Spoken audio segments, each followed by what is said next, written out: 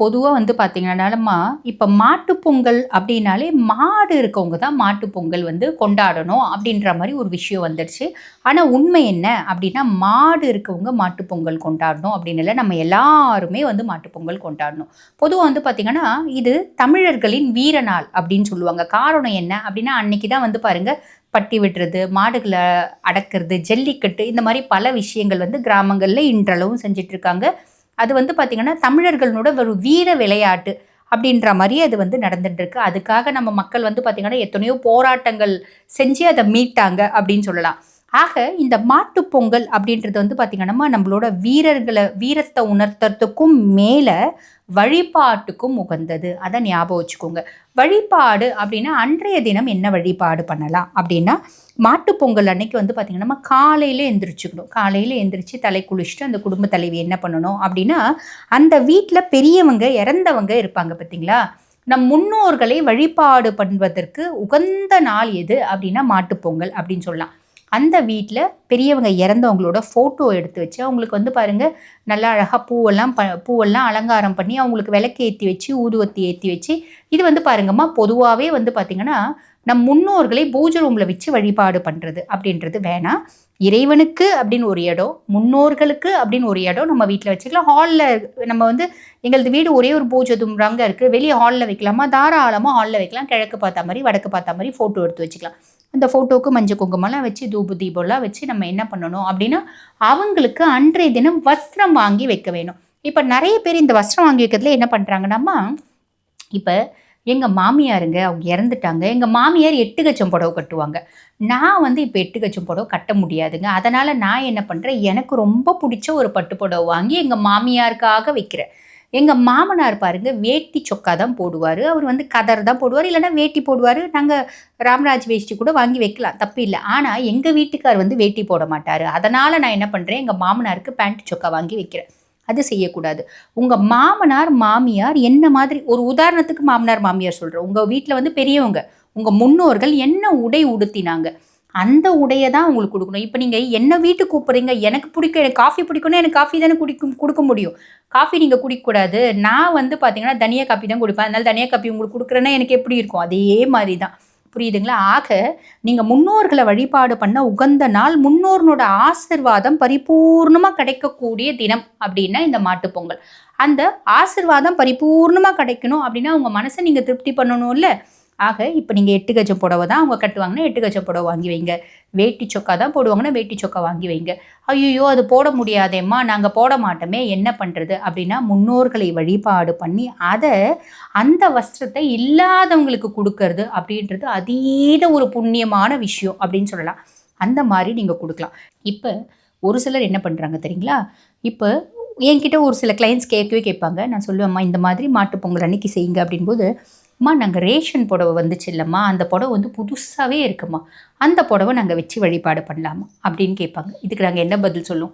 அதுக்கும் மேலே ஒரு சிலர் என்ன சொல்லுவாங்க, ரேஷன் புடவை இல்லைங்க, நாங்கள் ஒரு விலை கம்மி ஒரு 100 ரூபாய் 200 ரூபாயில் ஒரு புடவை வாங்கிக்கிறோம். அந்த 100 ரூபாய் 200 ரூபாயில் என்ன புடவை கிடைக்கும் யோசிச்சு பாருங்கள்.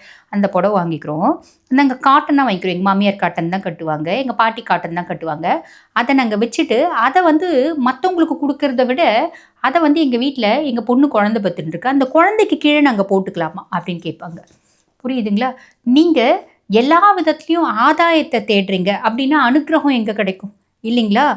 ஆதாயம் இருக்க இடத்துல கடவுளனோட அனுகிரகமும் கிடைக்காது, நம்ம முன்னோர்களோட அனுகிரகமும் இருக்காது. எல்லாத்தையுமே கணக்கு போட்டுகிட்டே இருக்கோம் நம்ம வச்சுக்கோங்களேன். கணக்கு மட்டும்தான் இருக்கும், வேறு எதுவுமே இருக்காது. ஆக நிறைய நல்ல குணங்களை நம்மளா வளர்த்துக்கணும். இப்போ உங்கள் வீட்டு குழந்தைங்களுக்கு நீங்கள் கீழே வைக்கணும் அப்படின்னா எத்தனையோ பழைய புடவைகள் இருக்குது, கீழே வைக்கலாம். அதை நான் தெளிவாக சொல்லுவேன். அம்மா உங்கள் வீட்டு குழந்தைங்களுக்கு நீங்கள் கீழே வைக்கணும்னா அந்த புடவை வாங்கி நீங்கள் கீழே வச்சுக்கோங்கம்மா. முன்னோர் வழிபாடு அப்படின்ற பேரில் நீங்கள் அதை வந்து கீழே வைக்கிறது வேண்டாம், நீங்கள் முன்னோர் வழிபாடே செய்யாதீங்க அப்படிம்ப. ஆக அது அவங்களுக்கு வந்து பார்த்தீங்கன்னா கொஞ்சம் கஷ்டமாக இருக்கும், என்னடா இவங்க இப்படி சொல்கிறாங்களே அப்படின்னு. ஆனால் கொஞ்சம் யோசிச்சு பாருங்கள், அந்த ஆன்மாவுக்கு எப்படி இருக்கும் இல்லைங்களா? அவங்க சேர்த்து வச்ச சொத்தாக தான் இருக்கும் நீங்கள் வாழறது, நீங்கள் அனுபவிக்கிறது. ஆக அவங்க நான் பார்த்து பொதுவாக ஒரு வார்த்தை சொல்லுவாங்க பார்த்தீங்களா, நிறைய சம்பாதிக்கிறவங்க அவங்க செலவே பண்ண மாட்டாங்க, அவங்க வம்சத்தினருக்காக வச்சுட்டே இருப்பாங்க, சேர்த்து வச்சுட்டே இருப்பாங்க. நல்ல 3 நேரம் சாப்பிட கூட சாப்பிட்ருக்க மாட்டாங்க. நல்ல வந்து பாருங்கள் நல்ல வடை பாயசம் அப்படி கூட சாப்பிட்டுக்க மாட்டாங்க. சிக்கனமாவே இருந்திருப்பாங்க.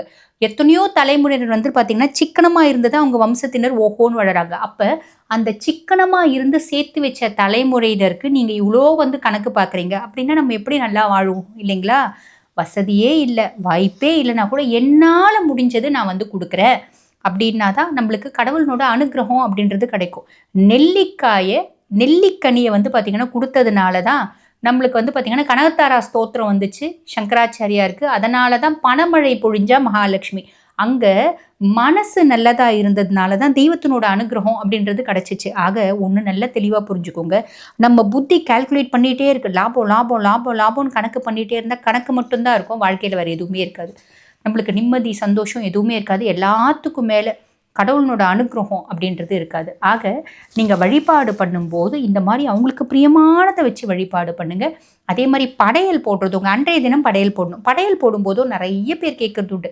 இது நீங்க யாரும் தப்பா நினைக்காதீங்க. இப்படிலாம் கூட கேட்குறாங்களா? நீங்க மத்தவங்கள குறை சொல்றீங்களா? அப்படின்னு இந்த மாரி நெறைய பேர் கேட்குறாங்க. அத நான் ஒரு பதிவாவே குடுக்கணும் அப்படின்னு தான் உங்களுக்கு நான் சொல்றேன். நெறைய பேர் என்ன பண்ணுவாங்க அப்படின்னா, அம்மா அவங்களுக்கு வந்து பாருங்கம்மா களி தாம்மா பிடிக்கும். நாங்க யாருமே சாப்பிட மாட்டோம்மா. நாங்க வந்து எங்களுக்கு புடிச்சதெல்லாம் செஞ்சு அவங்களுக்கு வழிபாடு பண்ணலாமாம்மா? அப்படின்னு கேட்பாங்க. அம்மா பொதுவா அவங்களுக்கு என்ன பிடிக்கும்? அவங்களுக்கு என்ன ஸ்வீட் பிடிக்கும்? அவங்களுக்கு என்ன சாப்பாடு பிடிக்கும்? அத வச்சு அவங்களுக்கு வழிபாடு பண்ணுங்கம்மா. அப்பதான் உங்களுக்கு பரிபூர்ண ஆசீர்வாதம் கிடைக்கும். களி நாங்க சாப்பிட மாட்டோமேம்மா. ஒண்ணும் பிரச்சனை இல்ல. சாஸ்திரத்துக்கு கொஞ்சம் சாப்பிட்டுட்டு கொஞ்சம் பசுவுக்கு எடுத்துன்னு போய் குடுத்துருங்க.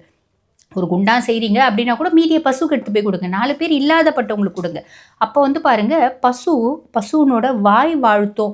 வாயும் வாழ்த்தும், அதோட வயிறும் வாழ்த்தும். மனுஷங்க மாரி கிடையாது பசுலாம். அதுக்கும் மேல பசுல 33,00,00,000 தேவர்களும் வீற்றிருக்காங்க. அப்ப அவங்களுக்கு புடிச்ச சாப்பாடு உங்களுக்கு புடிக்கல அப்படின்னாலும் அத கொண்டு போய் பசுவுக்கு ஆத்மார்த்தமா குடுங்க. பசுல உடம்புல இருக்க 33,00,00,000 தேவர்களும் வாழ்த்தும்போது, நம்மளோட பித்ருக்களும், நம்மளோட முன்னோர்களும் நம்மள மனசார வாழ்த்துவாங்க. புரியுதுங்களா? ஆக இந்த விஷயம் கரெக்ட்டா செய்யுங்க.